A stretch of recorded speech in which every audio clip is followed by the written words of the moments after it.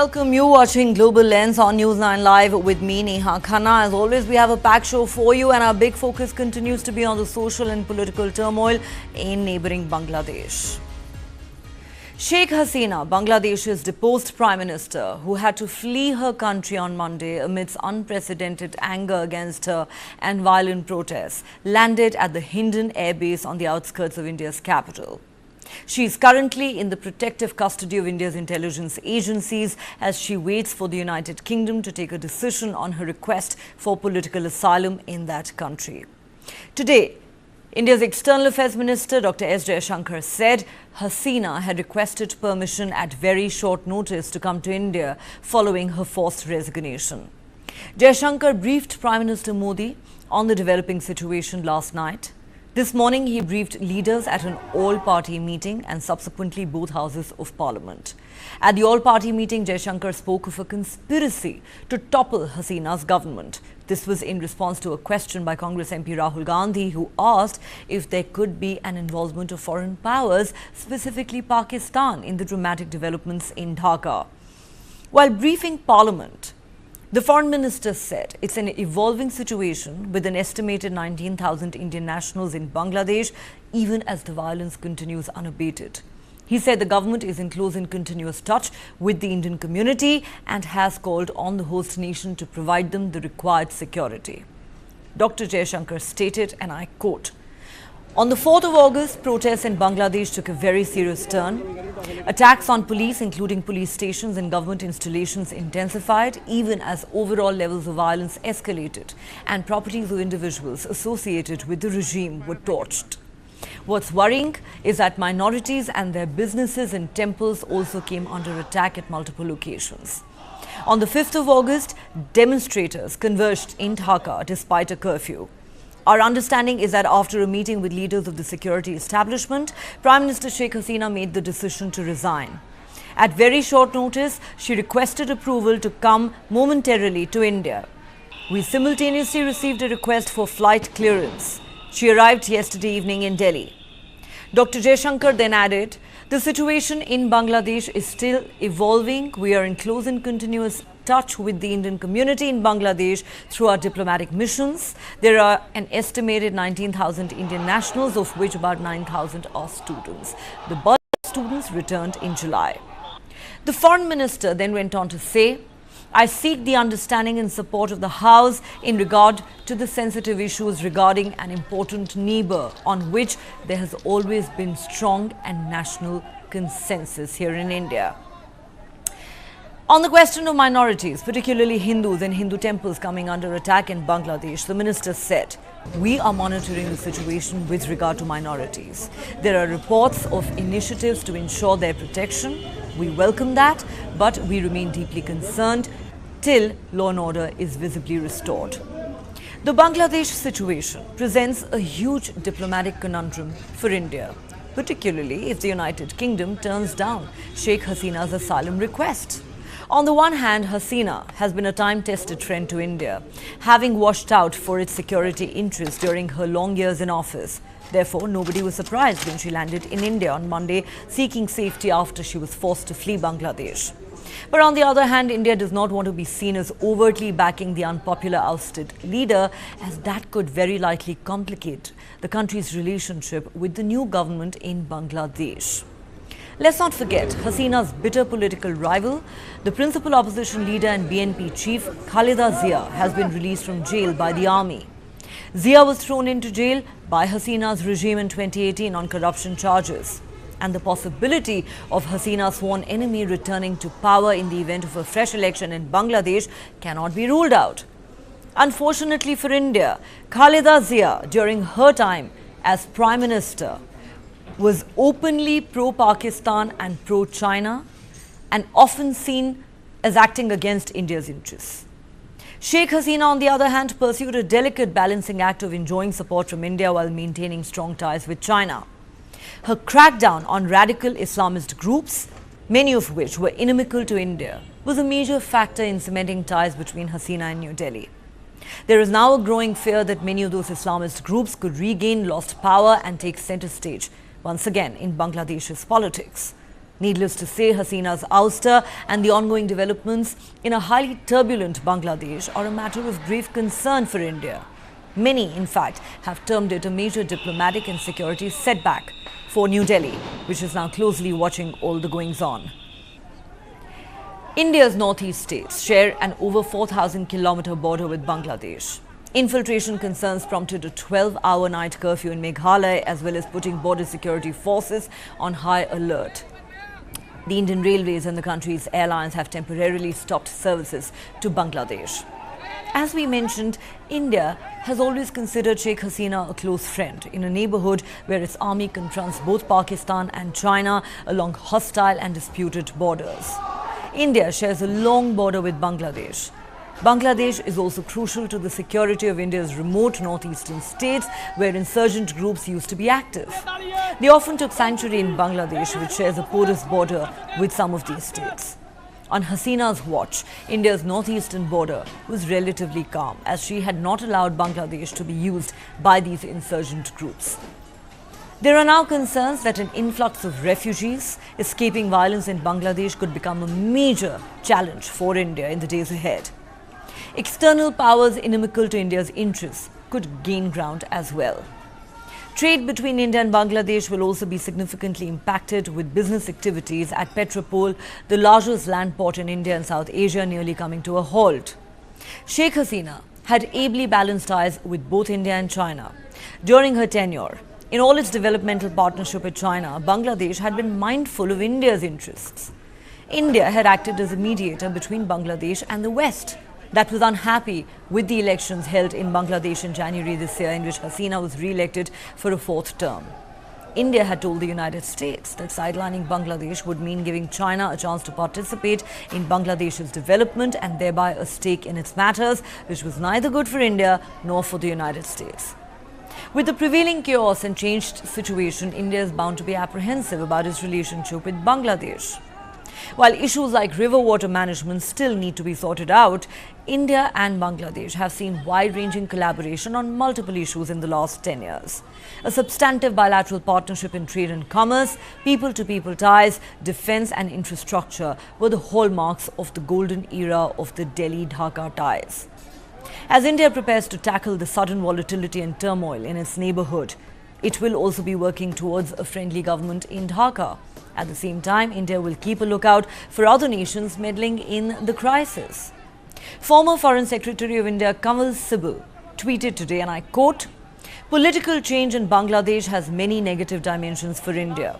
A strategic setback, regional instability, loss of a politically friendly leader, a boost to Islamic radicalism in our neighborhood, pressures on our northeast, a blow to our security and anti-terrorism cooperation, safety of the Hindu minority in that country, treatment of illegal migration issues including the Rohingyas, increased anti-India activity by the ISI from Bangladeshi soil, disruption in bilateral connectivity, investment, transit, defense-related projects, more Chinese inroads into Bangladesh, and a blow to India's Act East policy." Clearly a lot for India's government, security establishment and foreign policy wonks to worry about. Sources close to Sheikh Hasina blame China and Pakistan for the unrest in Bangladesh, arguing that these countries wanted to end the moderate Islamic rule of Hasina, where they had little say in favor of the parties promoting radical Islam, like the opposition Bangladesh Nationalist Party or the BNP. Meanwhile, exiled Bangladeshi author Taslima Nasreen, a staunch critic of communalism, and Sheikh Hasina, has pointed out the irony in the ousted Bangladesh premier's escape in the face of deadly student-led protests. Nasreen said Hasina had thrown her out of Bangladesh to please Islamists, and the same Islamists were part of the student movement that forced Hasina to leave the country. So what happens next in Bangladesh? Well, a new interim government is likely to take shape soon. Reports suggest Nobel laureate Muhammad Yunus has in fact agreed to head this interim government to steer the country through its current crisis. This follows the release from jail of former Prime Minister Khaleda Zia. Dr. Muhammad Yunus won the Nobel Peace Prize in 2006 for founding the Grameen Bank, a microfinance organization working towards community development in Bangladesh. He's widely seen as the protesting students' pick, a bid to ensure that the focus of their agitation does not get ignored. Bangladesh's army chief is set to meet student protest leaders on Tuesday as the country awaits a new government. This comes a day after Prime Minister Sheikh Hasina resigned and fled the country following a violent uprising against her rule. The student leaders who spearheaded the protests against job quotas and called for Hasina's resignation are seeking an interim government with Nobel Peace Laureate Muhammad Yunus as its chief advisor. 3 organisers of the student movement released a Facebook video early on Tuesday outlining what they want. Nahid Islam is one of the movement's key leaders. We will not accept any other government other than the one proposed by us. We will not accept the government supported by the military or the fascists. Any proxy government or government against the people will not be accepted. He also claimed that Yunus has agreed to be the advisor of the interim government.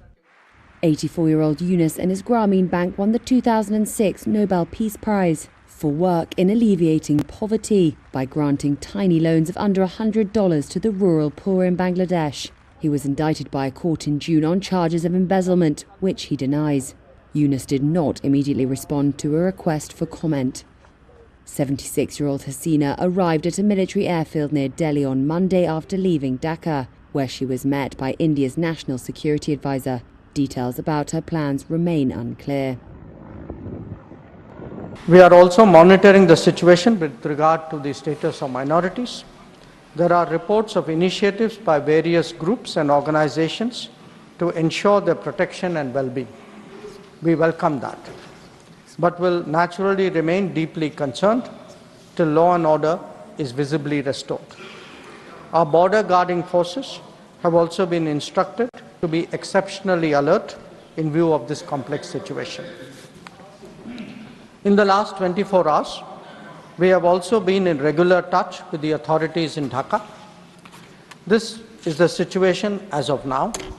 I seek the understanding and support of the House in regard to sensitive issues regarding an important neighbor on which there has always been strong national consensus. Could Bangladesh ever come this far without Sheikh Hasina? Nobody has ever imagined that Bangladesh would have such developments. Fair enough. What will happen to you after post-Sheikh Hasina regime?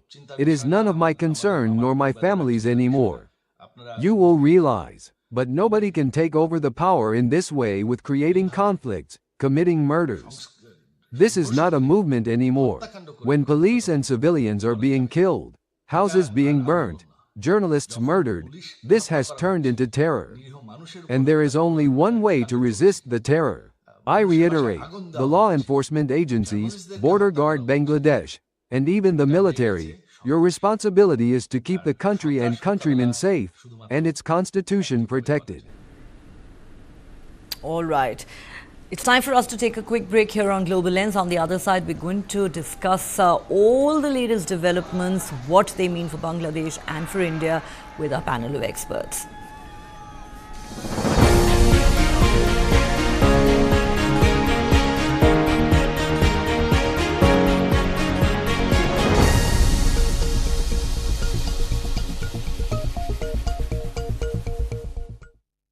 Hey, careful, huh? My daddy got it from abroad. Hey, disaster! How will you pay for the loss now? In stock market, you should take risk as per your capacity and knowledge. Trade in options very carefully. Wow, Dikra! Absolutely perfect. Take risk with full understanding. Have not quite lived up to their pre-tournament billing, delivering a series of less than convincing performances. With 2 draws and a solitary win. Your son will be Messi. No studies, just football all day. Go, my son, go. Make my face shine through playing football. Not only your face, but also the country's. I will conquer the world by playing football. Come, let's go to Germany! World's largest football talent hunt, News9 Indian Tigers and Tigresses. In association with DFB Pokal, Bundesliga, BBB and India Football Center. Train and play matches in Europe. Register now and fly to Germany. IndianTigersandTigresses.com. Why is the state not looking at putting an embargo on that? As a Telangana person, I will not accept. How do ordinary folks deal with this?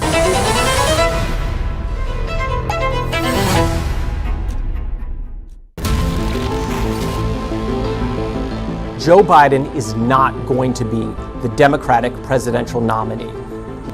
I made my choice. Kamala Harris. She's experienced, she's tough, she's capable. I took on perpetrators of all kinds, predators. So hear me when I say, I know Donald Trump's type. I am the one saving democracy. He has tapped into the fear and anxiety about demographic change in the US.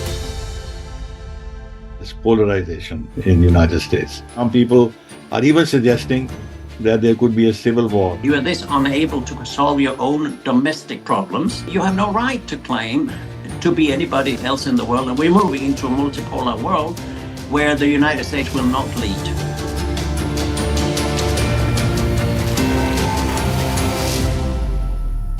This and more. Streaming on News9 Plus. Subscribe and get free vouchers.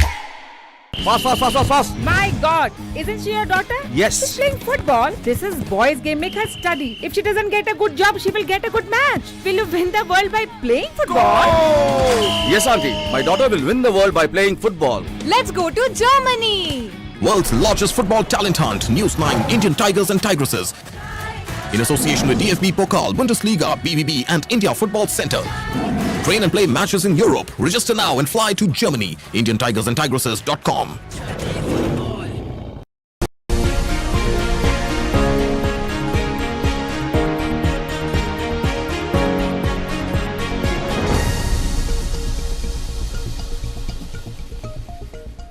Welcome back. You're watching Global Lens on News9 Live with me, Neha Khanna. We're discussing the social and political turmoil in Bangladesh, the ouster of Prime Minister Sheikh Hasina, who's currently in India, what it means for that country and what it means for India in an increasingly unstable neighborhood.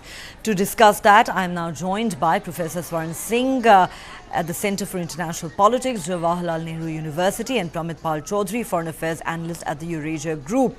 A warm welcome to both of you. Professor Swaran Singh, let me begin with you.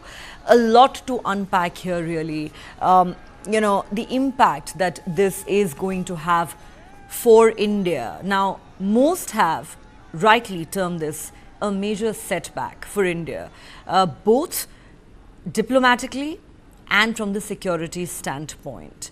Let's begin by discussing what Foreign Minister Jaishankar told the all-party meeting this morning. When asked by Rahul Gandhi if there was a possibility of the involvement of external forces in the developments in Bangladesh leading to the ouster of the Prime Minister, especially Pakistan, the Foreign Minister said that the possibility or the dimension of a conspiracy to topple Sheikh Hasina could not be ruled out. In fact, those close to Sheikh Hasina actually claim that this is the doing of China and Pakistan, two countries that were unhappy with Sheikh Hasina's crackdown on Islamist groups in that country, which did their bidding earlier.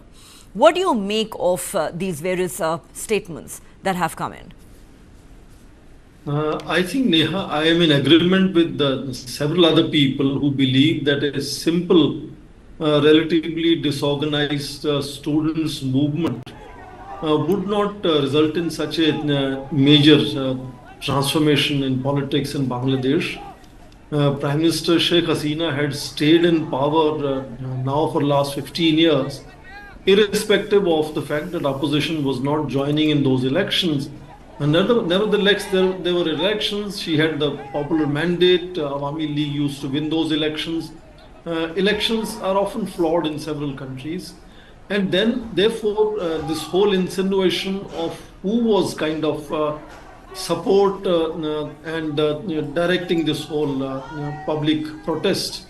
And in that sense, we are looking at all kinds of analysis linking United States, linking China, linking Pakistan. But one thing is very clear that at least the forces on the ground, largely radical Islamist, for example, forces, Jamaat-e-Islami, then their students wing, Islamic wing that they have, Chhatra, I forget the name now, but these are apparently going to transform the nature of Bangladesh politics, where Sheikh Hasina stood as a strong wall against these kind of radical Islamic forces, and clearly was a strong support in enhancing India-Bangladesh relationship to a great extent. And therefore, now we are hearing that by today night or evening, the interim government may be announced. Dr. Muhammad Yunus is the name proposed by the so-called students, protesters. He has also agreed publicly to head the interim government. Apparently, assumptions are that if he is heading the national interim government, then the beneficiary, of course, will not be the radical forces which are behind this whole movement, apparently visible on the ground. But in case now, as BNP leadership, Khaleda Zia also is out, and if BNP becomes an important part and parcel of the interim government, that of course provides a certain advantage to Jamaat-e-Islami also, and therefore by extension to ISI and then to China. It will depend on who is forming the government and who are joining that government that is going to happen, which will perhaps lead to another set of conspiracy theories as to who are the beneficiaries of this transformation from a, even with all its flaws, a largely secular and popularly elected government, which is inclusive, to now possibility of radical forces becoming far more influential. And these radical forces, of course, have always been anti-India, and particularly when Sheikh Hasina is given, the opportunity to come to India as far as temporary stay is concerned, that reinforces that whole sense. But this anti-India attitude in Bangladesh has always been there. I mean, you mentioned in the opening about Hindus.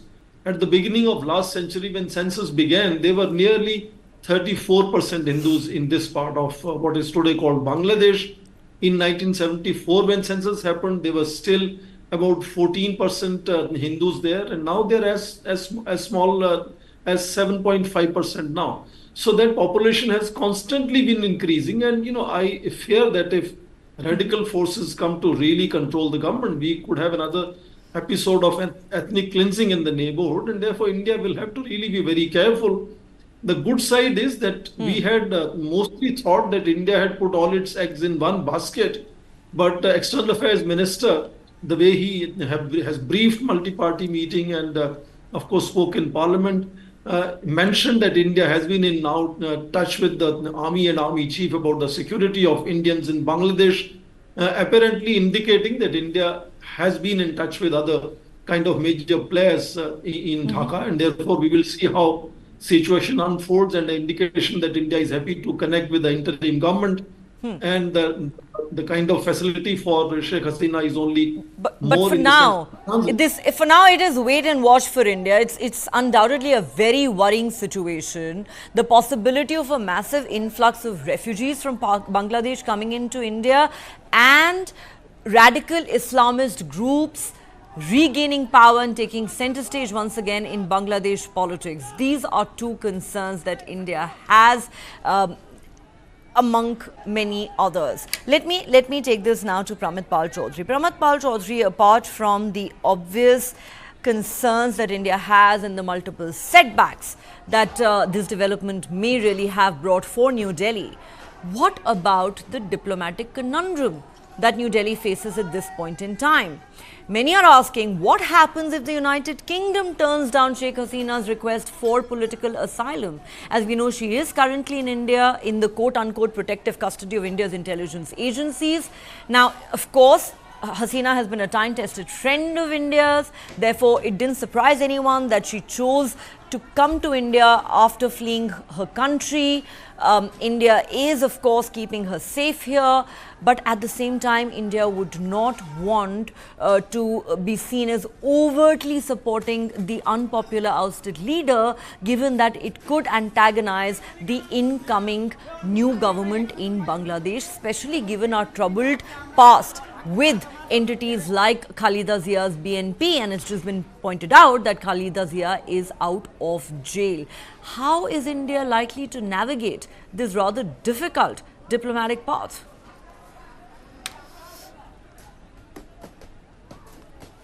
You'll have to unmute yourself, Mr. Chaudhary. I am unmuted. Please go ahead. Yes, we can hear you. Okay.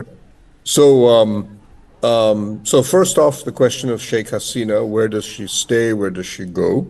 There are a number of countries. I mean, because of the speed with which the events have happened, there has been no obvious preparatory work on that front. She obviously didn't expect to be overthrown so quickly, and therefore she has never made any such arrangement or discussed it with any other government.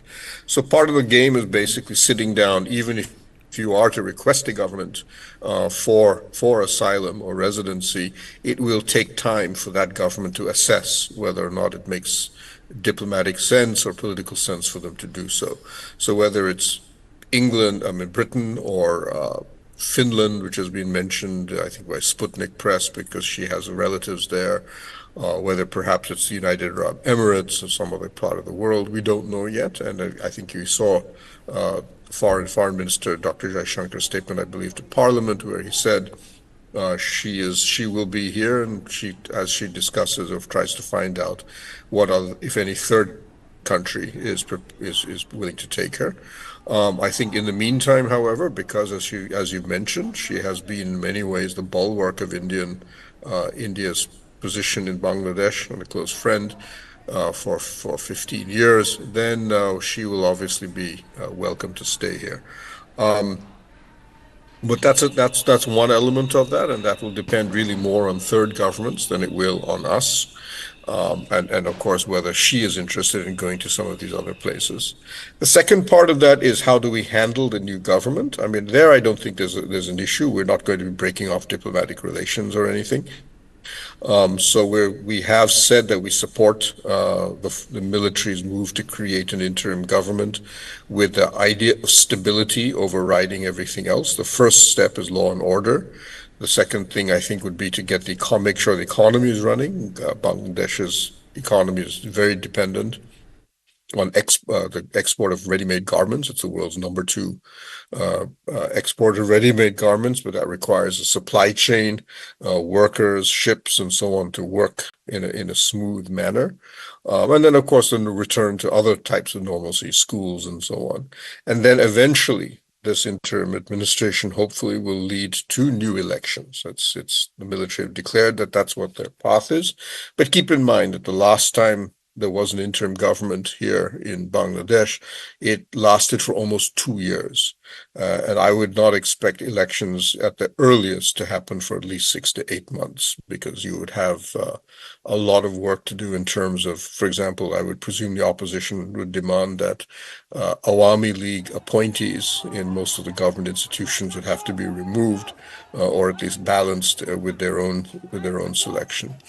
So that's a process that will continue. India will, foremost, I think, will support any move that maintains stability. The military is known to be very wary of Jamaat.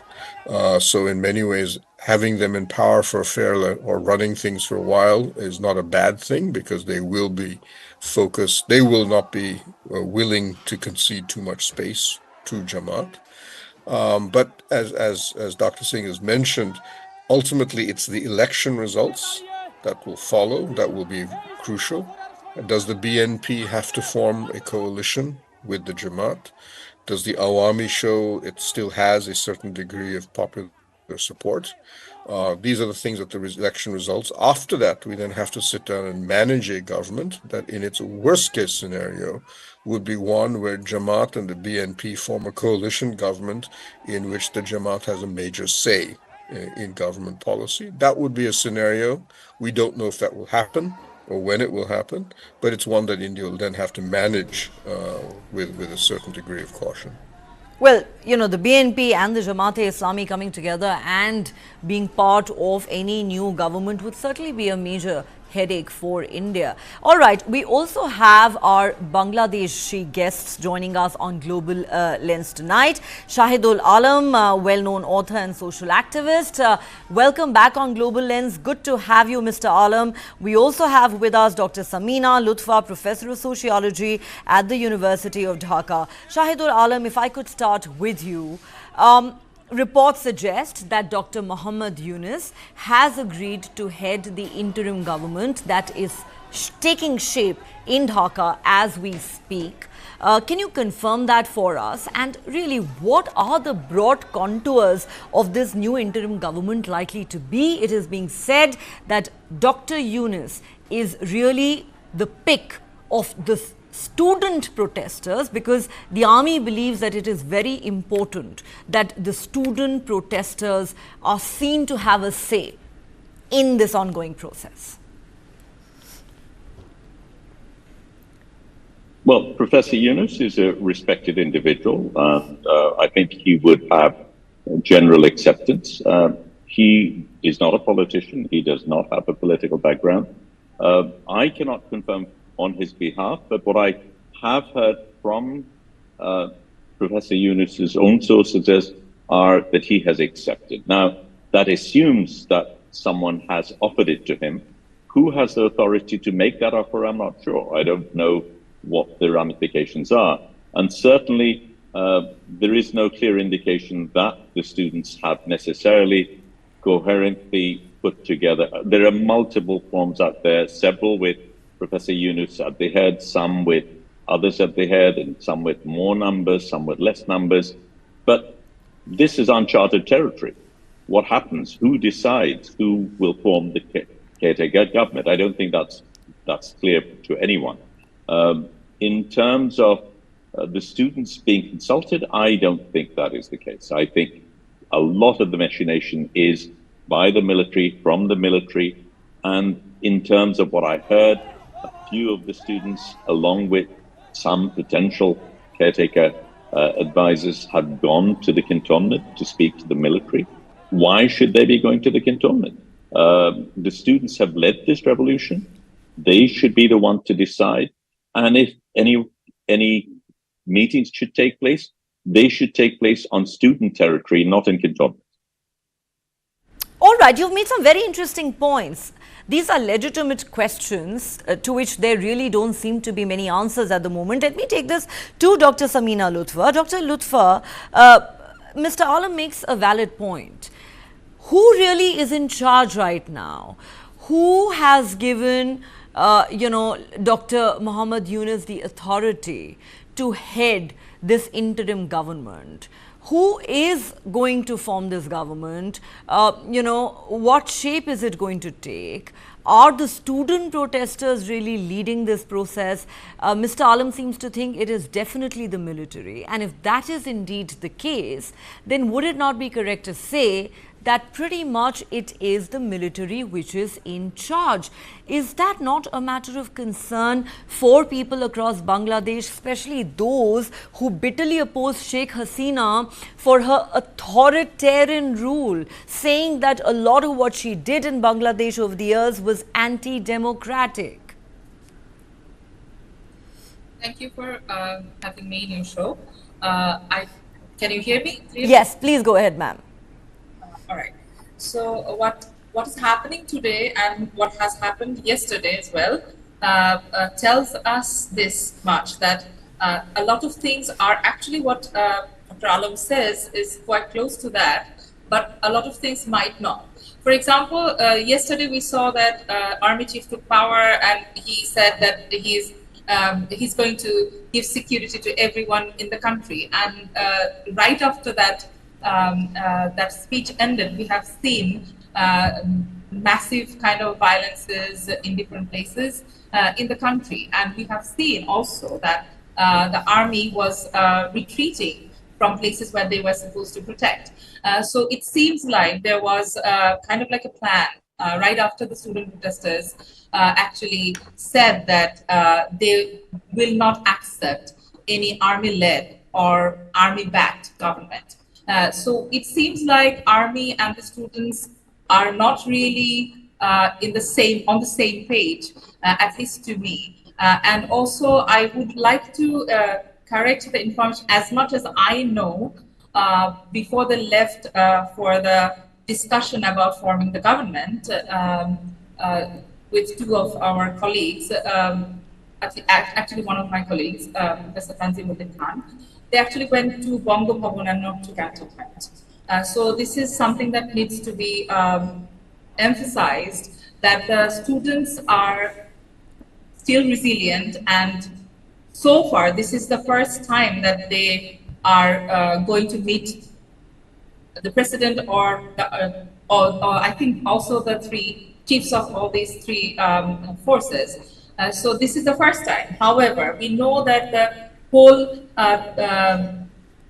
stepping down of Hasina government and everything, these were actually led by the student protesters. However, we were really shocked to see that they were not being consulted. However, from this morning, things started to change in that manner that the students asked for for the parliament to get dissolved, and that's what happened. And they said that they will not sit with the current government, whoever is in power, until the parliament was dissolved, and that's what happened. And then they went. So they are still, I think, they're still resilient and trying to fight their way out. However, I would like to emphasize on the fact that it's not only about the internal politics of the country. We understand that there are at least 2-3 different international superpowers which are actually at play at the moment. So it's very important that our student leaders' security is not breached. This is very interesting. May I interrupt you for a moment, Dr. Lutfa, because I put this question to Shahidul Alam yesterday on the possible role of other countries like China and Pakistan, and he summarily dismissed that suggestion. While those close to Sheikh Hasina maintain that it is these two countries that are responsible for what's happened in Bangladesh today, you just mentioned that some international superpowers are at play. Would you want to elaborate on that, ma'am? Because it's not just here in India, but even outside, there are many who are saying that how is it that a group of students took to the streets in protest against a job quota, and the protest snowballed so much out of control that it ended up leading to the ouster of someone who had been Prime Minister for the last 15 years. Could this really have been done by the students alone? Yes, it has been done by the students alone, but because now, at the moment, there is a transitional period and we don't see a real government at the moment, and the parliament is not in power as well. So at this moment, we sense that there are other powers that are trying to intervene. Even India is not, out of the question, right? Because you are our neighbors and you have always, has been very much interested in our own politics, and you have been a very important actor so far during the 15 years of reign of Sheikh Hasina. And therefore, it's important that we understand that these students who have led a very organized and very systematic form of non-violent resistance until the Sheikh Hasina government started to kill protesters, until the Sheikh Hasina government started to crush the dissent, they have been steadfast, and they showed us how to sort of get to the point where they actually made their 1-point demand come into fruition. However, you should also remember that the students have already gave us 8-point and 9-point demands. So only one demand has been met where Sheikh Hasina government had to step down. However, the rest of the demands are still to be met, and therefore their struggle and the struggle of the university teachers and different professional groups like doctors, lawyers, everyone is actually still looking forward to see the country is moving towards the direction that they how were does the dreaming issue of. get resolved? Fact of the matter is, even after Sheikh Hasina resigned or was forced to resign and fled the country, the violence has continued unabated. The death toll has risen to 440 at the very least. By your own admission, the students and the military are still not on the same page. So really, what is the way forward? What is it going to take to douse these flames that have engulfed Bangladesh? Let me put this question to Shahidul Alam. Shahidul Alam, I have a lot of questions for you actually, but let me begin with the point that our other guest from Dhaka, Dr. Lutfa, made about some quote-unquote international superpowers being at play. Then she mentioned India. I think I should be flattered that she referred to India as an international superpower. But jokes apart, what would you say to those who say that countries like China and Pakistan and possibly the United States have in a sense driven a lot of the developments that we've seen in the last few days, and now there is a real concern that a lot of the student protests were hijacked by radical Islamist groups which are looking to, in a sense, stage a political comeback in the mainstream of Bangladesh politics. And if that does happen, well, not only will it be a huge headache for India, it is going to be a huge headache for Bangladesh also. And not to mention that China is a country that is known to fish in troubled waters.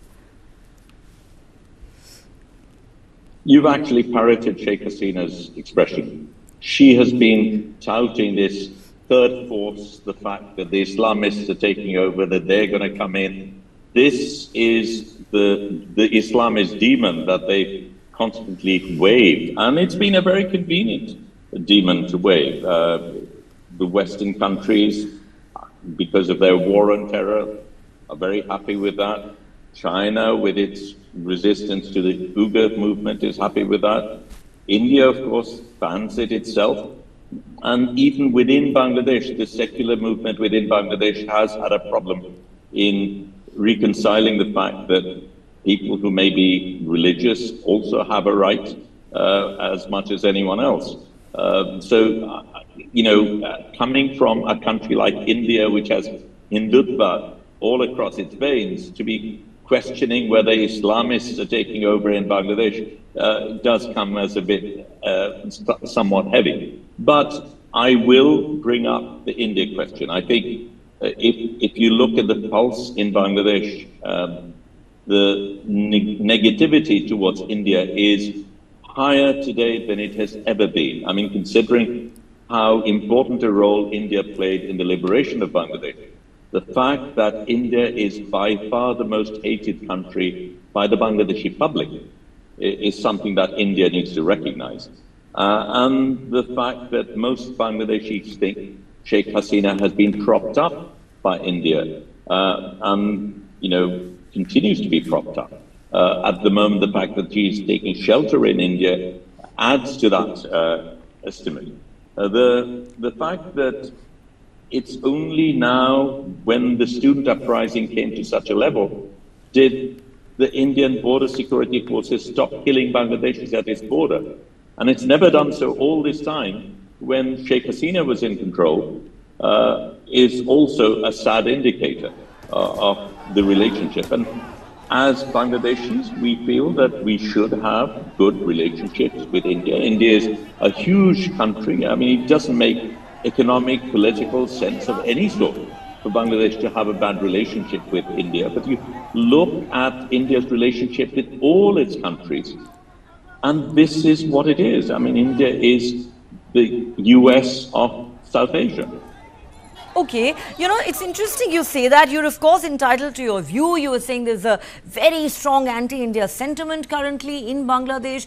I don't speak for the government of India, but I hope you do recognize, Mr. Alam, that in the past India has had a very difficult and strained relationship with the BNP led by Khaleda Zia, and India has reasons to be suspicious and wary of those elements, whether it is the BNP or the Jamaat-e-Islami, given that they have in fact acted against India's interests. They have encouraged elements that have been inimical to India's interests. It is a well-known fact that during the Khaleda Zia years, Bangladeshi soil was used by the ISI to carry out activities against India. Therefore, I don't think you can really blame India for the concerns that it has had over elements like the BNP and the Jamaat-e-Islami in the past, and the concerns that it has today. Though, of course, I respect your view. You are completely entitled to it. Professor Swaran Singh, let me bring you back into the conversation. You heard our Bangladeshi guest saying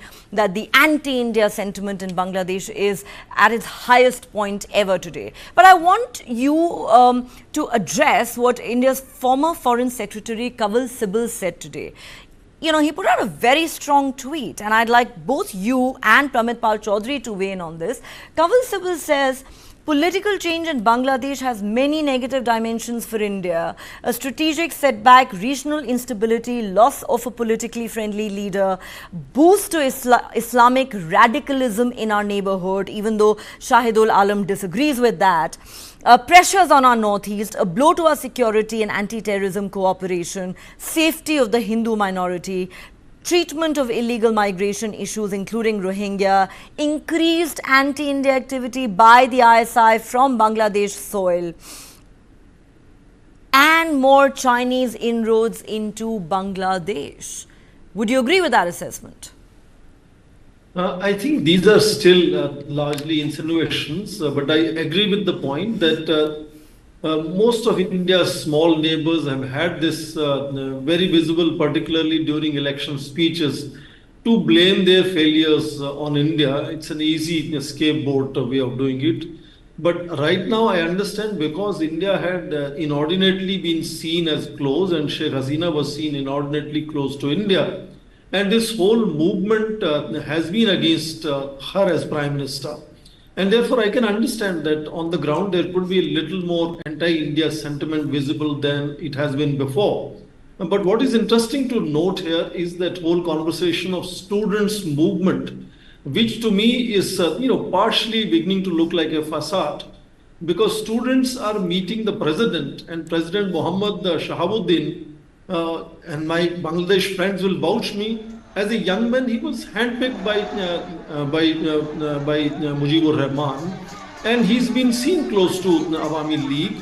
And he is Sheikh Hasina's cousin, correct me if I'm wrong.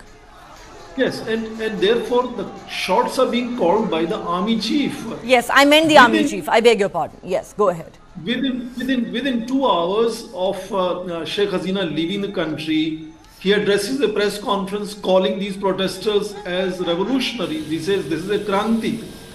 And right now, while students are meeting the president, and of course, completely agreeable why parliament is dismissed, because that is where bulk of parliament was packed by Awami League members, which is obviously not acceptable to protesters. But right now, 29 selected people have been invited to meet the army chief, which is where interim government is being established. So, who's calling the shots? We are not sure if Dr. Muhammad Yunus is actually being called to take over as the head of interim government by the army chief, because 1/3 of these 29 members called for a meeting are from the army. And then there are ex-governors and justices, and I think there are 2 professors, one from Dhaka University, and Nazrul Islam is also one of them. So interim government is being formed in military headquarters in that sense, and invariably we have seen the tradition in Pakistan. It suits armed forces to build this anti-India bogey and have a larger share in national budget for defense. But I don't see that students and the president is the power center right now. And if the power center is army chief and he's selecting number of very professional people to take the new positions and form the interim government, India will have to, of course, get ready to get in touch with whosoever forms the government, whosoever heads that government.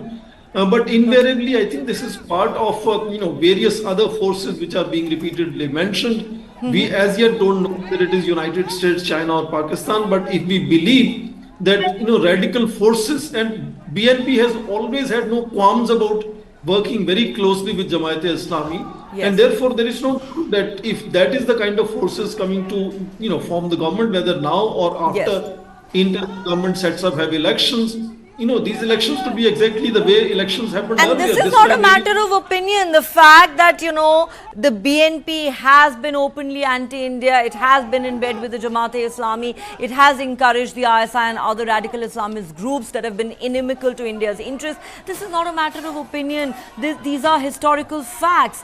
And like you rightly said, if it is the military indeed which is calling the shots, then not only is it a headache for India, even our friends like Shahidul Alam then have a lot to worry about. Let me take this to Pramit Pal Chaudhary. Pramit Pal Chaudhary, you've heard our Bangladeshi guest talk about how there's a very strong anti-India sentiment currently in Bangladesh. He rejects the claim or the argument that a lot of radical Islamist groups may have hijacked the student protests. But how do you really see the events that have unfolded in Dhaka or in Bangladesh over the last few weeks leading to the ouster of Sheikh Hasina? I mean, does it really look like a simple student protest? And should there not be real concerns that the military could be running the government for, a fair amount of time going forward? We don't know what kind of a role Professor Muhammad Yunus is going to play, for instance, and also radical Islamist groups taking center stage once again. Should that not be a matter of concern for the people of Bangladesh as well, for people like Shahidul Alam who talk about democracy and civil liberties, which they say were crushed by Sheikh Hasina? I think a couple of points should be made. One, we need to understand in India the degree of unpopularity that Sheikh Hasina had developed over time. Anybody who stays in power for 15 years will tend to have a degree of hubris, and definitely her regime was, while it had many economic success stories, was extremely heavy-handed in its approach to dissent. And we also need to realize that there was a huge problem of endemic corruption and cronyism, which, especially after the economic problems that Bangladesh faced over the past year, which, to be fair, I think Sheikh Hasina actually handled rather well, but nonetheless, it undermines the legitimacy of her regime.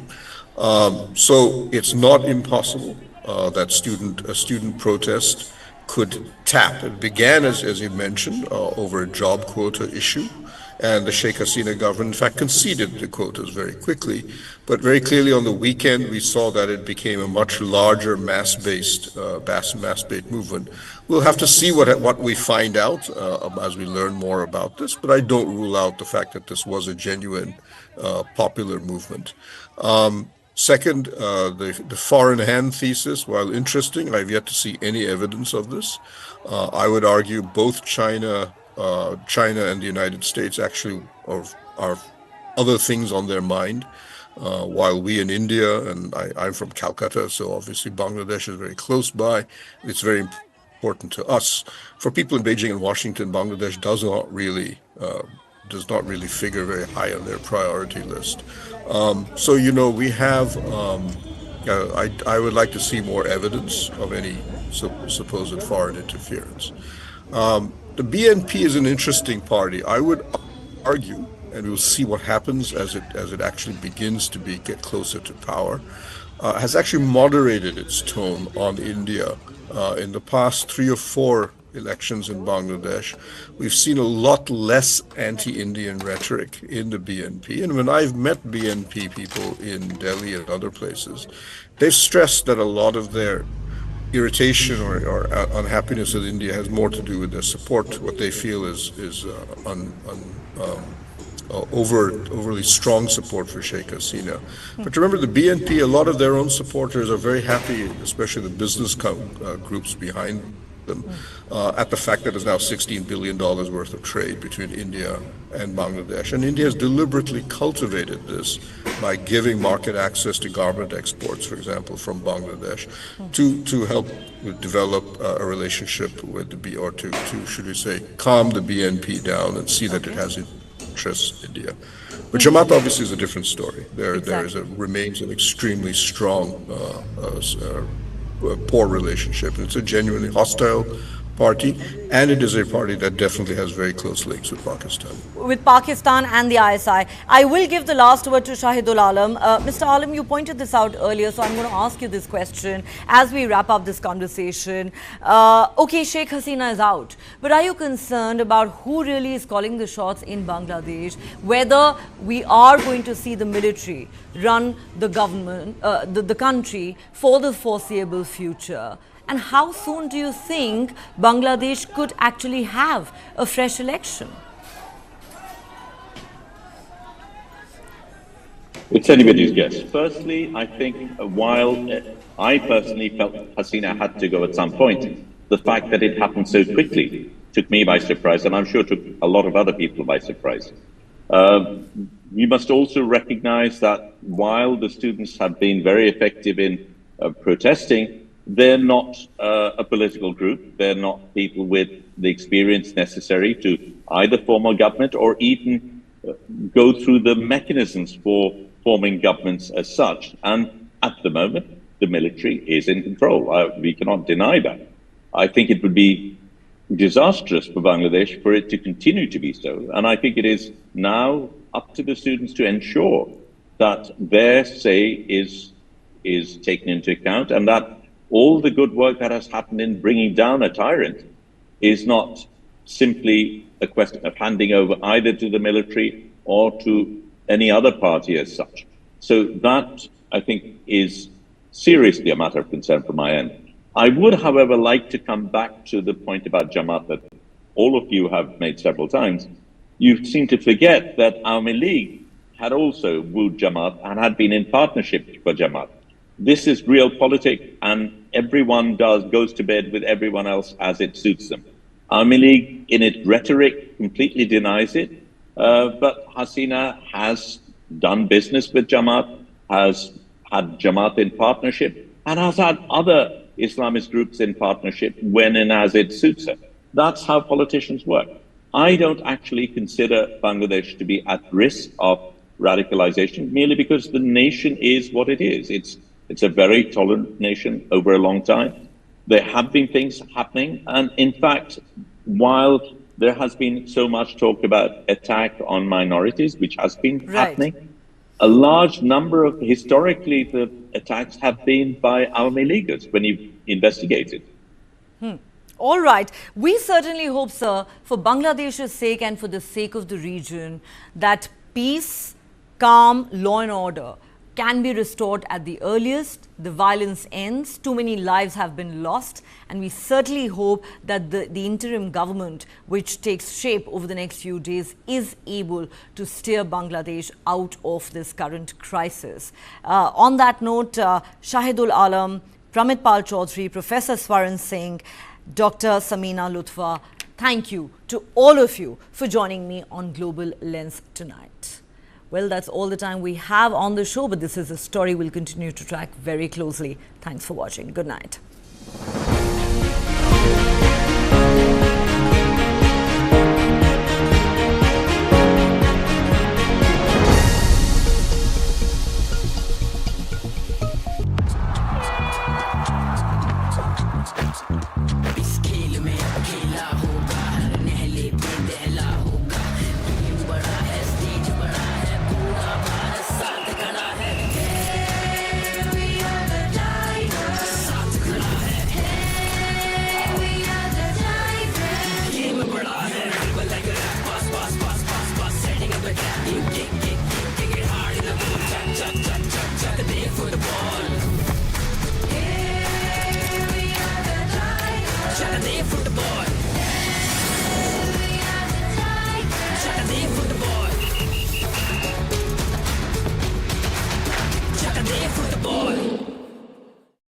For the very first time in our investigation, we unmasked the killer of Ravindra Matre. In 5G, we have to stand with the world, and in 6G, we have to lead the world. Winning a Grammy was an absolutely surreal experience.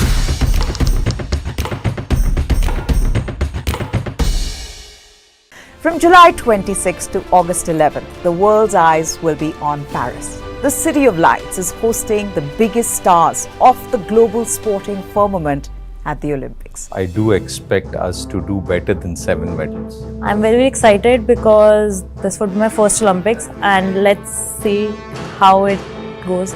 Ever since Rio 2016, it's been India's endeavour to cross double digits.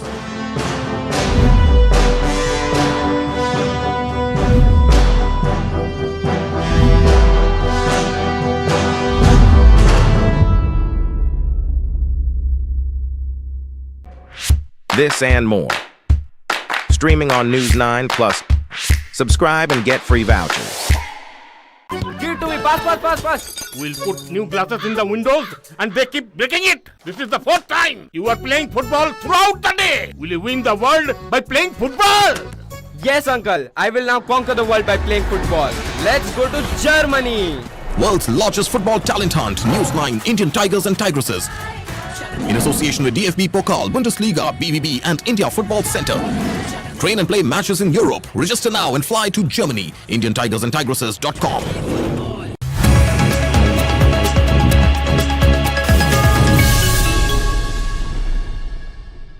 Hello and welcome to the News9 Plus show on the world's first news and current affairs OTT platform, News9 Plus. Let's look at the top headlines today. External Affairs Minister Dr. S. Jaishankar told an all-party meeting that India had assured all help to former Bangladesh Prime Minister Sheikh Hasina, who arrived in New Delhi on the 6th of August. Briefing MPs in Parliament, Jaishankar said India was in touch with the Bangladesh army to ensure the safety of more than 10,000 Indian students there. The centre is likely to introduce a bill on the 8th of August in Parliament proposing 40 amendments to the Waqf Act of 1995.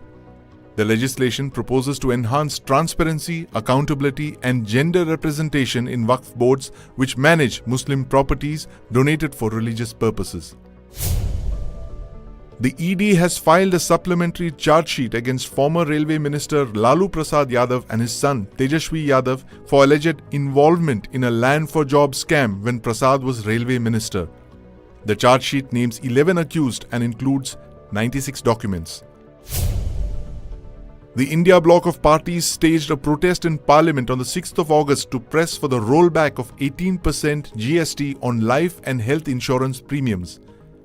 Earlier, Union Minister Nitin Gadkari had written to Finance Minister Nirmala Sitharaman and urged her to consider withdrawing the GST. IAF helicopters airlifted 2 search and rescue teams to the Suchipara waterfalls and the densely forested Sunrise Valley on the 6th of August to scout for bodies of Wayanad landslide victims washed downstream.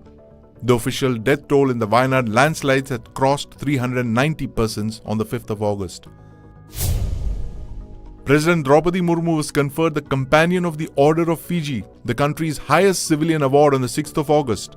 Prime Minister Narendra Modi also received the award in 2023 in recognition of his global leadership. With Sheikh Hasina resigning, all eyes are now on government formation in Dhaka.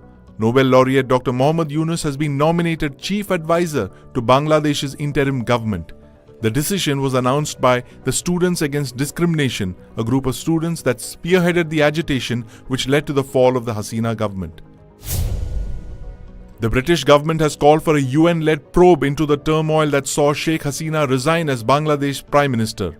Foreign Secretary David Lammy said the UK wants to see a peaceful and democratic future in Bangladesh. However, Lammy skirted any mention of asylum being provided to Hasina. The UN has fired additional staff members from its agency for Palestinian refugees after an internal probe suggested their potential involvement in the October 7th attack against Israel, in which militants killed 1,200 people. Earlier, the UN RWA had fired 12 staffers for similar allegations. India has hostile neighbors on 2 fronts, Pakistan to the west and China to the north. Now there's this worrying possibility of a third front opening up in the east, in Bangladesh. Sheikh Hasina, a longtime friend of India and Prime Minister of Bangladesh for 15 long years, has stepped down. She's in New Delhi, in fact, at this very moment. There's no one in charge in Dhaka. There's an interim government in place. But what we know is that the Islamists, led by the Jamaat-e-Islami and the Bangladesh National Party, could return to power. And they're no friends of India. And this is why New Delhi is worried. There are 5 major reasons why India should worry. Number 1, refugees.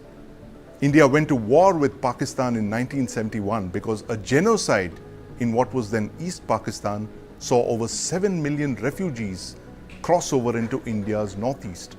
There's a danger of a fresh influx of refugees across India's border. Reason number 2, China and Pakistan.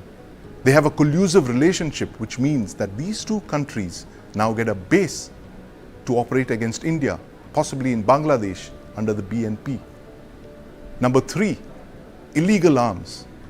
In 2004, 10 truckloads of arms and ammunition were seized in Chittagong. This shipment was meant for Indian separatist groups like the ULFA or ULFA. There's a danger that such arms shipments could resume if a power inimical to India were controlling Bangladesh. Reason number 4, basis for Indian separatists. Erstwhile East Pakistan was used by the ISI to destabilize India's northeast. That's one of the reasons that helped India, that pushed India to create Bangladesh in 1971. This worrying trend continued under the BNP prior to Sheikh Hasina's return to power in 2009. And reason number 5, Islamic fundamentalism. Bangladesh was once a haven for groups like the Harkatul Jihad al-Bangladesh, which had ties with Pakistan's ISI and Al-Qaeda.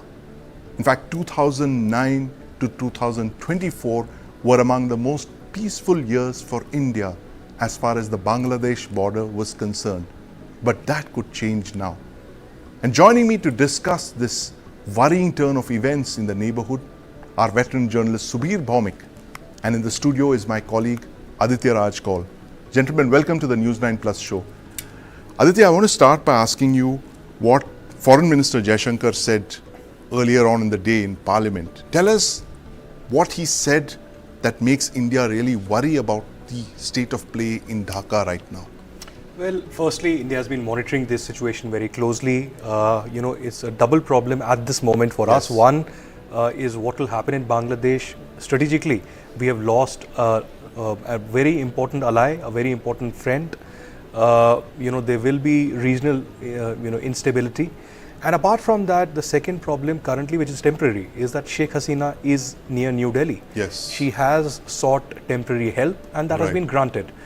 Because Sheikh Hasina, her family and Awami League have been age-old friends of India. India came to the rescue of Bangladesh that created Bangladesh in itself. But the larger question right now is what Jaishankar actually spoke about. The immediate problem is about the Indian diaspora in Bangladesh and the minorities that have been continuously under attack over the last many days. Now, you may say that these are student protesters. It began with a reservation protest, but soon it was very craftily molded into a protest of far-reaching consequences for Sheikh Hasina and for Bangladesh's history in itself.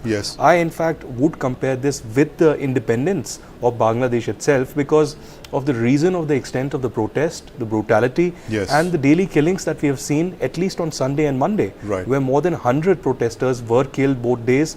There have been reports